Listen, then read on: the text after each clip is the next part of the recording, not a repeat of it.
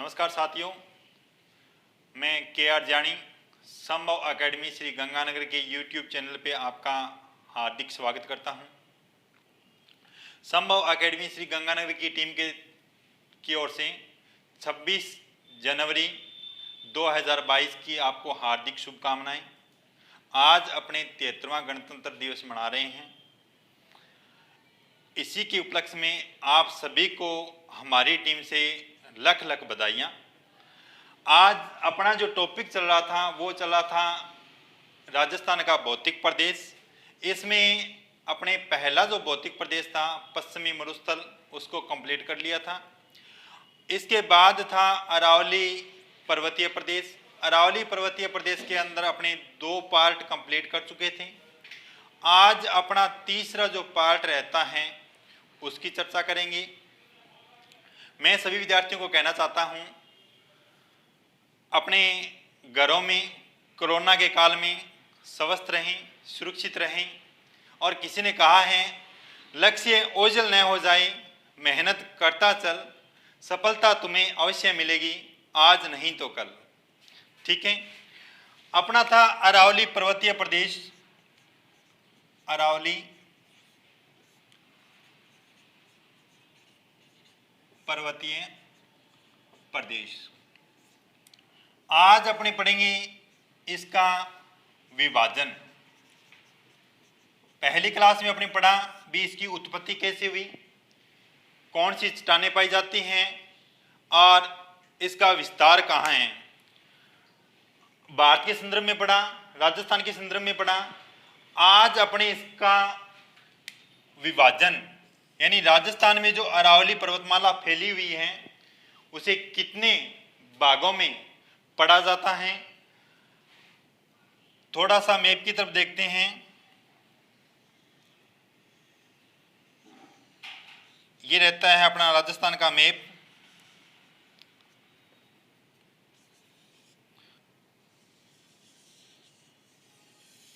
इस तरह से अरावली जो पर्वतमाला है वो यहाँ पे इस तरह से फैली हुई है। ऊंचाई के आधार पे इस अरावली पर्वत को 3 भागों में बांटा जाता है। ये है झुंझुनू जिला और यहाँ पे है सिरोही।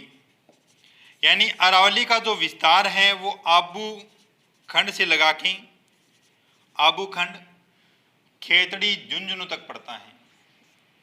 खेतड़ी झुंझुनू। और यहाँ पे है डोसी की पहाड़ियाँ। डोसी की पहाड़ियाँ या इसे बोलते हैं गोसी की पहाड़ियाँ। गोसी की पहाड़ियाँ। कहीं पे डोसी लिखा हुआ है, कहीं पे गोसी लिखा हुआ है। यहाँ तक राजस्थान में जो अरावली पर्वतमाला है इसका टोटल विस्तार अपने पढ़ चुके हैं 550 किलोमीटर।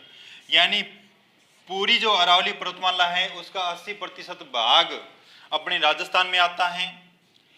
अब अपनी बात करते हैं, यहाँ पे है सांबर झील जो अरावली पर्वतमाला का निम्नतम स्थान माना जाता है जयपुर के अंदर। इसके बाद में एक जिला आता है राजसमंद। यहाँ पे स्थान है देवगढ़। देवगढ़ राजसमंद में। अब देखो, खेतड़ी से लगाकर सांबर झील तक इसे बोलते हैं उत्तरी अरावली। उत्तरी अरावली।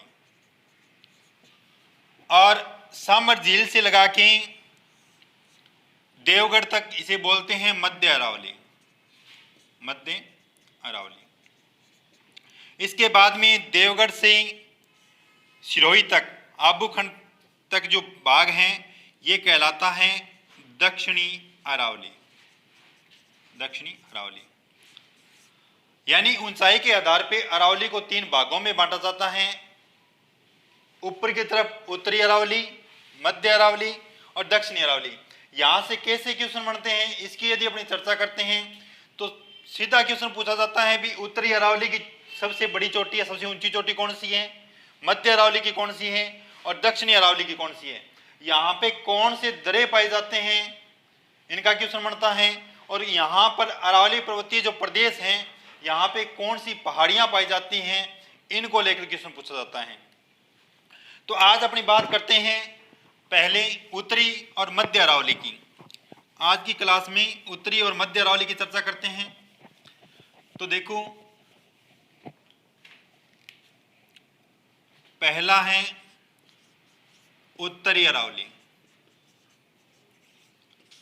इसका विस्तार मैंने आपको बताया। विस्तार डोसी की डोसी की पहाड़ियां, या इसे बोलते हैं गोसी की पहाड़ियां। कुछ बुक इसे गोसी बताती हैं, कुछ बुक इसे डोसी बताती हैं। यहां से लगाकर और सांबर झील तक, सांबर झील यह है जयपुर में। इस उत्तरी अरावली की जो एवरेज ऊंचाई है वो 450 मीटर मानी जाती है। और मैंने आपको जब दूसरी क्लास हुई थी उसमें बताया था, जो अरावली की ऊंचाई है वो दक्षिण से उत्तर की तरफ जाते हैं तो ये घटती चली जाती हैं। यानी उत्तरी अरावली की ऊंचाई यहाँ पर एवरेज मानी जाती है 450 मीटर। अब देखो, एक बार फर्स्ट ग्रेड के अंदर क्वेश्चन पूछा गया था भी ये जो गोसी की पहाड़ियां हैं ये समुद्र तल से कितनी ऊंची हैं, तो ये पड़ती है 740 मीटर ऊंचाई पे। ठीक है, और इन्हीं पहाड़ियों को आग्नेयगिरी भी कहा जाता है। आग्नेयगिरी क्यों कहा जाता है भी, इनकी जो आकृति है वो सुप्त ज्वालामुखी के मुहाने की आकृति होती है, वैसी आकृति पाई जाती है। सुप्त ज्वालामुखी मुहाने जैसी आकृति, मुहाने जैसी आकृति, इन्हीं के आधार पे इसे आग्नेयगिरी भी कहा जाता है। और इनकी जो समुद्र तल से ऊंचाई है वो 740 मीटर पड़ती है। ठीक है, अब अपने इसमें बात करते हैं भी यहाँ पे मुख्य जिले कौन कौन से रहते हैं। उत्तरी अरावली के जिले कौन कौन से हैं, तो देखो, झुंझुनू पहला जिला जो आता है वो झुंझुनू, सीकर, जयपुर, अलवर और दौसा, ये जिले रहते हैं। मुख्यतः जो उत्तरी अरावली का जो विस्तार रहता है, मुख्य जो जिले रहते हैं वो रहते हैं जयपुर, अलवर और दौसा। जयपुर, अलवर और दौसा। अब यहाँ पे उत्तरी अरावली में पहाड़ियों की बात करते हैं भी, पहाड़ियां व पठार कौन कौन से पाए जाते हैं यहाँ पे। क्योंकि जो अपना क्वेश्चन बनता है वो या तो पहाड़ियों को लेकर पूछा जाता है, या पठार को लेकर पूछा जाता है, या फिर रहता है भी यहाँ पे अरावली में पाई जाने वाली जो चोटियां हैं उनका अवरोही क्रम या आरोही क्रम, इनका क्वेश्चन पूछा जाता है। तो देखो, सबसे पहले जो झुंझुनू है, यहाँ पे जो पर्वत है उसे कहते हैं लोहारगल पर्वत। यानी अरावली का जो विस्तार है यहाँ पे उसे लोहारगल पर्वत के नाम से जाना जाता है, लोहारगल पर्वत। और सीकर के अंदर इसी अरावली को माल खेत पहाड़ियों के रूप में, या इसे बोलते हैं बाल खेत, बाल खेत की पहाड़ियां। सीकर में ही है खंडेला की पहाड़ियां, खंडेला की पहाड़ियां। यही है सीकर में रघुनाथगढ़ की पहाड़ियां, रघुनाथगढ़ की पहाड़ियां, इनके रूप में फैली हुई है अरावली। अब बात करते हैं अपने जयपुर की। तो जयपुर की बात करें तो जयपुर में मुख्य रूप से पहला आता है मनोहरपुरा, मनोहरपुरा की पहाड़ियां। बता देता हूं, सांबर जो झील है उसमें मुख्यतः 4 नदियां जल लेकर आती हैं, उसमें से एक नदी का उद्गम यहां से होता है, मनोहरपुरा की पहाड़ियों से। दूसरी पहाड़ियां हैं यहाँ पे इग्गल की पहाड़ियां, इग्गल की पहाड़ियां। इसके बाद यदि अपने बात करते हैं तो तीसरी पहाड़ियां यहाँ पे हैं सेवर की पहाड़ियां, सेवर की पहाड़ियां। इसके बाद अपनी बात करते हैं तो रहती हैं बेराट की पहाड़ियाँ। बेराट की पहाड़ियाँ जहाँ पर बाबरू शिलालेख खोजा गया था, बेराट की पहाड़ियाँ। और आगे यदि इसमें बात करते हैं अपनी तो पहाड़ियाँ रहती है चैनपुरा की पहाड़ियाँ। चैनपुरा की पहाड़ियाँ। इसके बाद यदि अपनी बात करें तो 6 नंबर पे होगा काला खोह की पहाड़ियाँ। काला खोह की पहाड़ियाँ। ऊपर लिखता हूं मैं काला खोह की पहाड़ियाँ।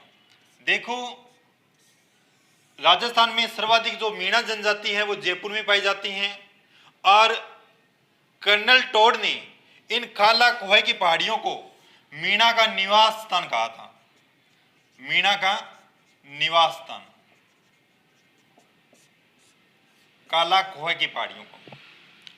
इन पहाड़ियों की चर्चा अपने जब नदियों पढ़ेंगे, नदियों का जो उद्गम होता है उनमें दोबारा चर्चा करेंगे। जैसे बेराट की पहाड़ियों से बाणगंगा नदी का उद्गम होता है और सेवर की पहाड़ियां, मनोहरपुरा की पहाड़ियां, इन सब पहाड़ियों की चर्चा अपनी जब नदियों को पढ़ेंगे तो उसमें दोबारा चर्चा करेंगे। अब अपने आगे देखते हैं अलवर के अंदर। अलवर में मुख्य रूप से 2 पठार आते हैं। एक तो रहता है क्रास का पठार,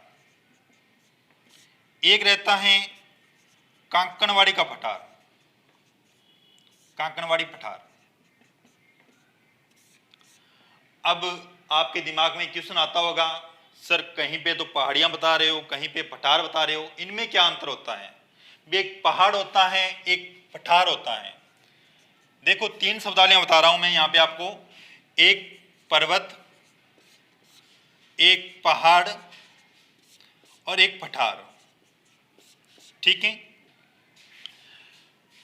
पर्वत ऐसा क्षेत्र जो समुद्र तल से 1000 मीटर ऊंचा हो और ऊपरी भाग इसका नुकीला हो, यानी इसका आधार चौड़ा होता है और ऊपरी भाग नुकीला होता है, उसे बोलते हैं पर्वत। और इंग्लिश में यदि इसे समझें तो इसे बोलते हैं माउंटेन। माउंटेन। ठीक है। अब पठार की यदि बात करें अपने तो यह भी समुद्र तल से 1000 मीटर ऊंचा रहता है, ऊंचा, बट इसका जो ऊपरी भाग है वो समतल होता है इस तरह से, यानी पठार पर आप कृषि कर सकते हो। ठीक है। ऊपरी भाग समतल होता है। यदि मैं पहाड़ की बात करूं कि पहाड़ क्या होता है, तो इसकी ऊंचाई हमेशा समुद्र तल से 1000 मीटर से नीचे पाई जाती है, यानी 1000 मीटर से नीचा, 1000 मीटर से नीचा ऐसा क्षेत्र जिसका ऊपरी भाग नुकीला हो वो क्या कहलाता है? पहाड़ कहलाता है। दोबारा बता देता हूं, पर्वत क्या होता है? ऐसा क्षेत्र जो समुद्र तल से 1000 मीटर ऊंचा हो और ऊपरी भाग नुकीला हो। ठीक है।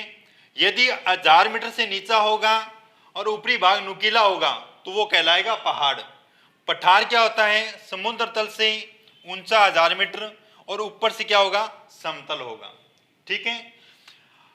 अब आपने बात कर रहे थे अलवर की, यहां पे क्रास का पठार पाया जाता है, कांकणवाड़ी पठार पाया जाता है और यहां पे बेराज पहाड़ियां, बेराज की पहाड़ियां पाई जाती हैं। ठीक है। और एक यहां पे रहता है उदयनाथ पर्वत। उदयनाथ पर्वत। ठीक है। उदयनाथ पर्वत। बात आई समझ में? दोबारा बता देता हूं। देखो, पहले बात की अपनी झुंझुनू की, यहां पे जो अरावली का विस्तार है वो लोहारगल पर्वत के रूप में जाना जाता है। इसके बाद में अपनी बात की सीकर की, तो सीकर के अंदर इन्हें मालखेत या बालखेत की पहाड़ियां बोला जाता है, खंडेला की पहाड़ियां बोला जाता है, रघुनाथगढ़ की पहाड़ियां बोला जाता है और यहीं पे हर्षनाथ की पहाड़ी भी है, हर्षनाथ की पहाड़ी। ठीक है। इसके बाद में अपनी बात की जयपुर की, तो जयपुर में मनोहरपुर की पहाड़ियां, इग्गल की पहाड़ियां, सेवर की पहाड़ियां, बेराट की पहाड़ियां, चैनपुरा की पहाड़ियां और काला कोह की पहाड़ियाँ। और काला कोह पहाड़ियाँ के बारे में मैंने बताया आपको, ये जो पहाड़ियाँ हैं काला कोह की, यहाँ पर मीना जाति का निवास क्षेत्र पाया जाता है। और ये किसने बताया था सबसे पहले? तो ये तो बताया था कर्नल टॉड ने, कर्नल टॉड ने। और जयपुर के अंदर यहीं पे एक पहाड़ी आती है बिज्जक की पहाड़ी, बिज्जक की पहाड़ी, ये भी यहीं पे है। इसके बाद में बात की अपने अलवर की। अलवर में करास का पठार और कांकणवाड़ी का पठार, यहाँ पे रहता है बिरौज की पहाड़ियाँ और उद्यनाथ पर्वत, ये मुख्य पहाड़ियाँ और पठार थे। अब अपने बात करते हैं आगे भी उत्तरी अरावली में पाई जाने वाली प्रमुख चोटियाँ कौन कौन सी हैं। सीधा क्वेश्चन पूछा जाता है भी उत्तरी अरावली की सर्वोच्च चोटी कौन सी है, या मध्य अरावली की सर्वोच्च चोटी कौन सी है। तो इनकी एक एक की ऊंचाई के साथ में भी कौन से जिले में पाई जाती है कौन सी चोटी, इसकी चर्चा करेंगे।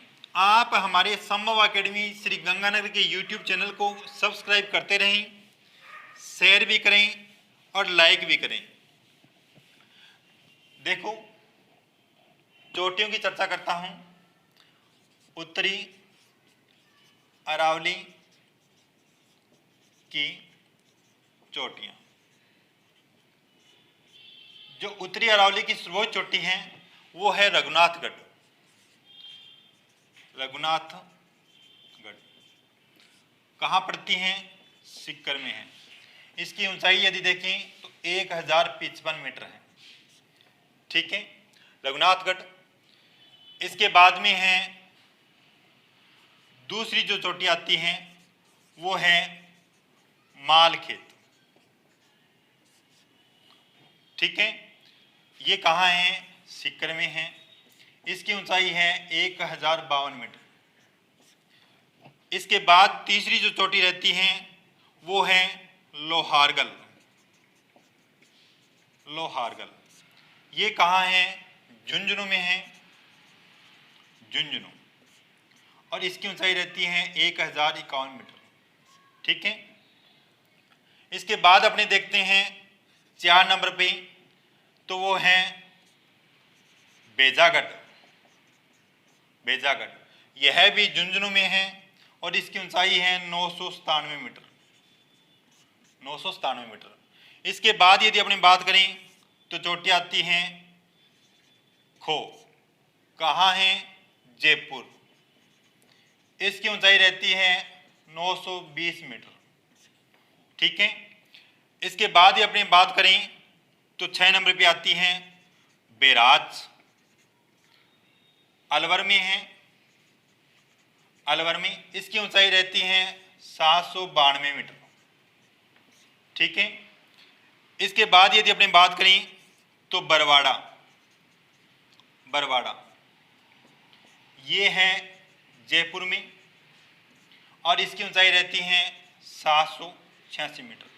बता देता हूं, यदि आपसे पूछे भी बरवाड़ा की पहाड़ियां कहां पे हैं, तो बरवाड़ा की पहाड़ियां हैं सवाई माधोपुर में, बरवाड़ा की पहाड़ियां ये हैं सवाई माधोपुर में, सवाई माधोपुर में। और बरवाड़ा जो चोटी है वो है जयपुर में, जिसकी ऊंचाई है 786 मीटर। इसके बाद अपने और बात करें तो देखो यहां से क्वेश्चन जो पूछा जाता है वो मिलान करने में पूछा जाता है। चोटियां दी होती हैं, आगे जिले दिए होते हैं और इनका ऊंचाई के आधार पे आरोही या अवरोही क्रम भी पूछा जाता है। आगे यदि मैं बात करूं तो आगे चोटी आती है बबाई, कहाँ है? झुंझुनू में, जिसकी ऊंचाई है 780 मीटर, ठीक है, 780 मीटर। और इसके बाद में अगर अपनी बात करें तो चोटियां हैं बिलाली, ये है अलवर में और ऊंचाई है इसकी 775 मीटर। इसके बाद में आती है बेराट, ये है जयपुर में और इसकी ऊंचाई है 4 मीटर। ठीक है, इसके बाद यदि अपनी बात करें तो चोटी आती है सरिस्का, ये है अलवर में, इसकी ऊंचाई है 677 मीटर। और इसके बाद में अपनी बात करें तो चोटी आती है बानगढ़, ये है अलवर में, इसकी ऊंचाई है 649 मीटर। और इसके बाद यदि अपने बात करें तो चोटी है जयगढ़, ये जयपुर में है, जयपुर में, इसकी ऊंचाई है 648 मीटर। और इसके बाद यदि अपने बात करें तो चोटी आती है नाहरगढ़, नाहरगढ़ ये भी जयपुर में है, इसकी ऊंचाई है 599 मीटर। और इसके बाद में चोटी आती है बालागढ़, बालागढ़ जो है अलवर में, और इसकी ऊंचाई है 597 मीटर। ये मुख्य चोटियां रहती हैं उत्तरी अरावली की। बार बार बता रहा हूं, यहां से चोटियों से क्वेश्चन पूछा जाता है कि उत्तरी अरावली की सर्वोच्च चोटी कौन सी है, तो मैंने आपको बताया रघुनाथगढ़, जिसकी ऊंचाई है 1055 मीटर। और इन बेराट, ये जो चोटी है बेराट को, जयगढ़ को, इनको लेकर आरोही और अवरोही क्रम में क्वेश्चन पूछा गया है भी आरोही क्रम में कौन सा है और अवरोही क्रम कौन सा है। अब अपनी बात करते हैं मध्य अरावली। ये था अपना उत्तरी अरावली। उत्तरी अरावली का विस्तार मैंने आपको बताया कहाँ से कहाँ तक है। इसके बाद में पहाड़ियों की चर्चा की और इसके बाद में अपनी चोटियों की चर्चा की। ठीक है, अब है मध्य अरावली। मध्य अरावली देखो, अगर अपने राजस्थान का मैप देखें तो इस तरह से अपने राजस्थान का मैप रहता है।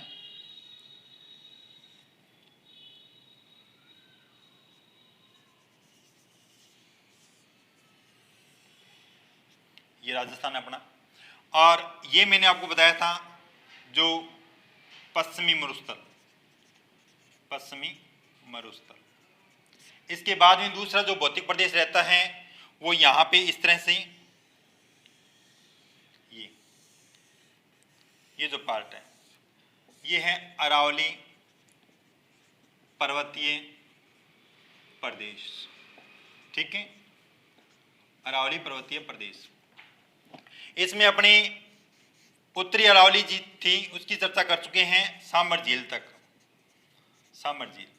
अब देखो एक स्थान आता है यहां पर राजसमंद में, देवगढ़, यानी सांबर झील से लगाकर और देवगढ़ राजसमंद तक, इसे बोलते हैं मध्यवर्ती अरावली, मध्यवर्ती अरावली। और पहले चर्चा कर चुका हूं भी अरावली का जो संकीर्ण भाग है वो अजमेर में है, यानी इसी मध्यवर्ती अरावली में है। तो अरावली का संकीर्ण भाग कहाँ है? संकीर्ण भाग इसी मध्य अरावली में आता है। और सर्वाधिक जो कटाफटा भाग है, सर्वाधिक कटाफटा, वो भी यहीं पे है, कटाफटा। ठीक है, तीसरी यदि इसकी चर्चा करें तो देखो जो पश्चिमी मरुस्थल है उसका जो विस्तार पूर्व की तरफ हो रहा है वो इसी मध्यवर्ती भाग से हो रहा है, क्योंकि यहाँ पे दरें पाए जाते हैं अजमेर जिले में। उन दरों के माध्यम से इस पश्चिमी मरुस्थल का विस्तार पूर्व की तरफ हो रहा है। तो यहाँ पे जो दरें पाए जाते हैं उसी के आधार पे इस प्रदेश को वायु घाटी प्रदेश भी बोलते हैं, वायु घाटी प्रदेश।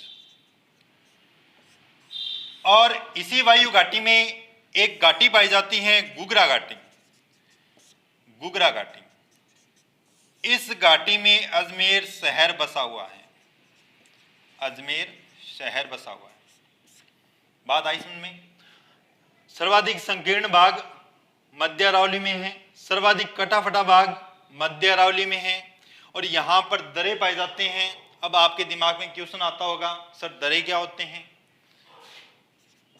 तो देखो, जो दरे यानी पहाड़ियों के मध्य संकीर्ण जो मार्ग होता है, पहाड़ियों के मध्य संकीर्ण मार्ग जहां से वायु निकलती हैं वो कहलाता है दरे, और इन्हें ही स्थानीय भाषा में नाल भी बोलते हैं, नाल भी बोलते हैं।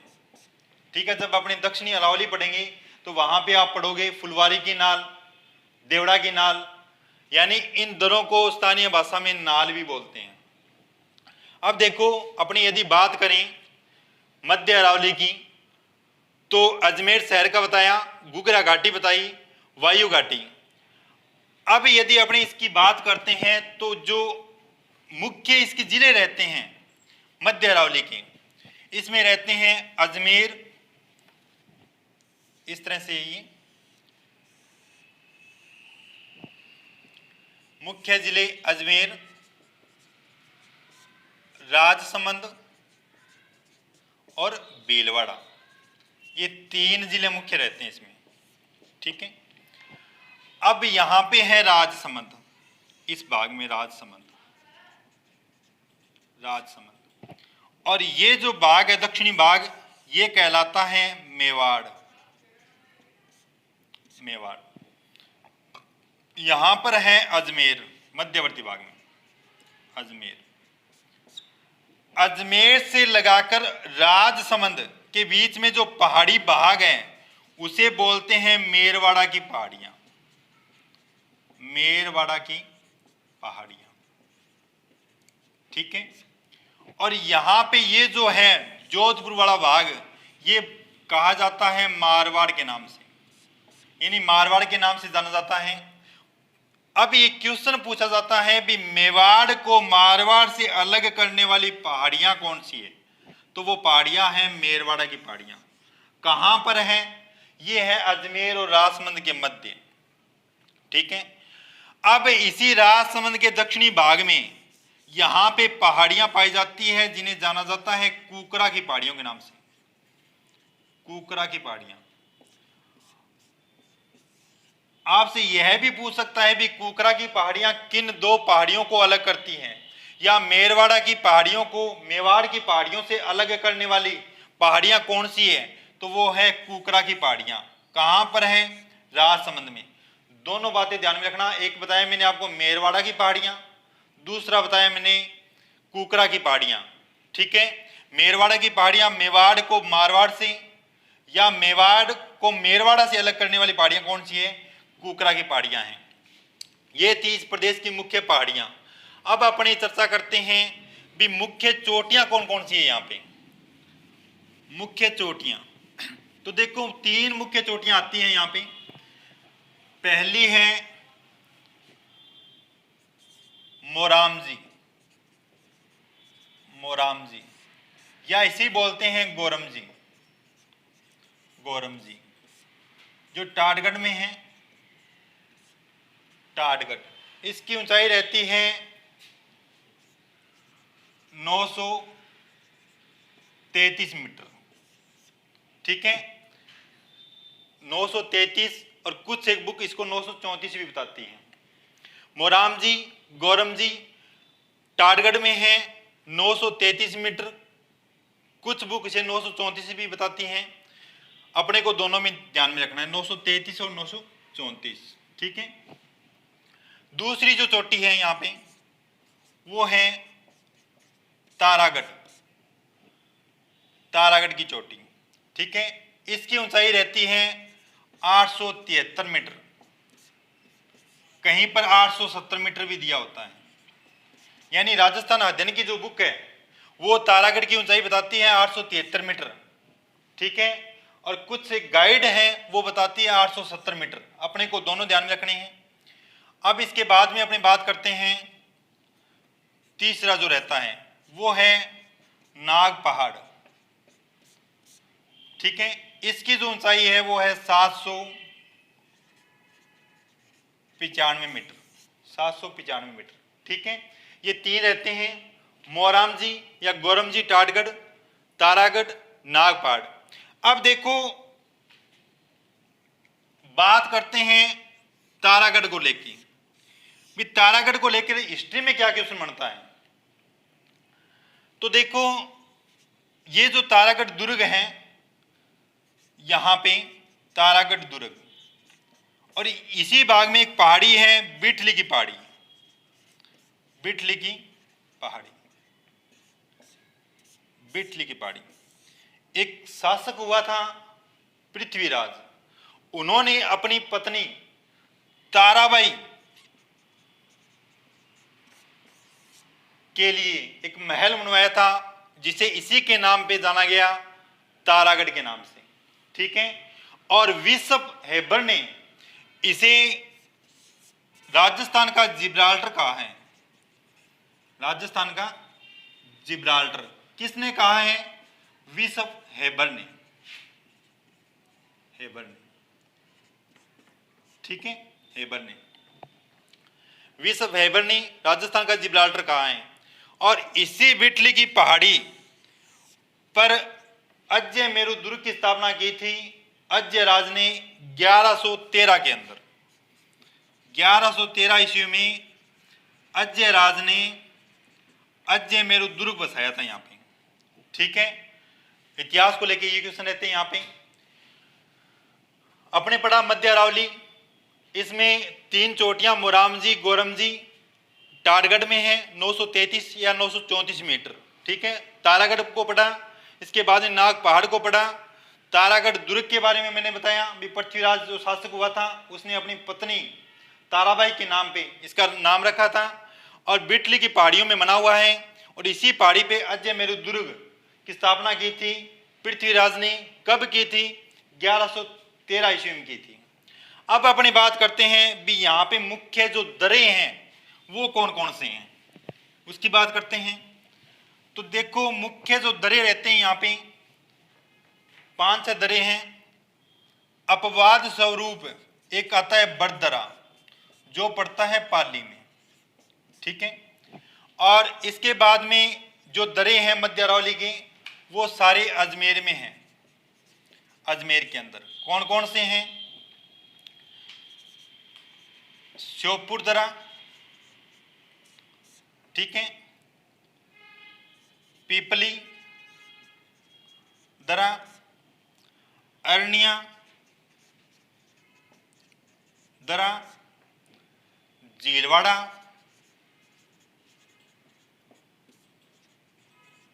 दरा और